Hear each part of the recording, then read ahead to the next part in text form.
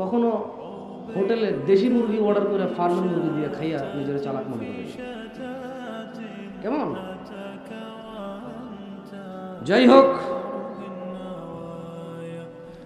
রমাদান কতটা ফজিলতপূর্ণ এটা নিয়ে আলোচনা করব।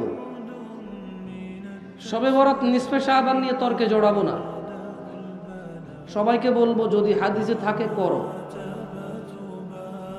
যদি হাদিসে না থাকে করিও না। বাস একটুকুই বলে দেবো। তুমি কি কি করো এগুলো হাদিসে নাই, আমার ঠেকা পড়ে নাই বলা। একটা কথা বলে দেব, সেটা কি? আল্লাহ নবী সাল্লাল্লাহু আলাইহি ওয়াসাল্লাম বলছে কুল্লু উম্মতি ইয়াদখুলুনাল জান্নাহ, আমার উম্মতের সবাই জান্নাতে প্রবেশ করবে, ইল্লা মান আবা, শুধু অস্বীকারী জান্নাতে প্রবেশ করবে না। কিলা ওয়া মান ইয়াবা ইয়া রাসূলুল্লাহ, সকল সাহাবারা বলল হে আল্লাহর রাসূল সাল্লাল্লাহু আলাইহি ওয়াসাল্লাম, কে যে আবা, কে সে যে অস্বীকারী?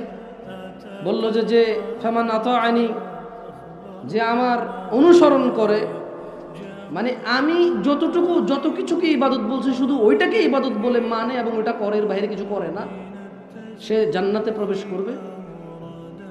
আর যে আমাকে অস্বীকার করবে সে হচ্ছে আবা। অস্বীকার দুই রকমের হয়। এক, উনি যা করেছে তা বলা যে আপনি ঠিক বলেন নাই, মানি না।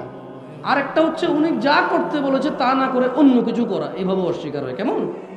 এই শুধু এই নিসফে শাবান, শবে বরাত, এই রমজানের 15 দিনের আগে, হ্যাঁ, আর কোনো বিষয় আলোচনা করলাম না। ইবাদত করেন যে ইবাদতের আদেশ আছে,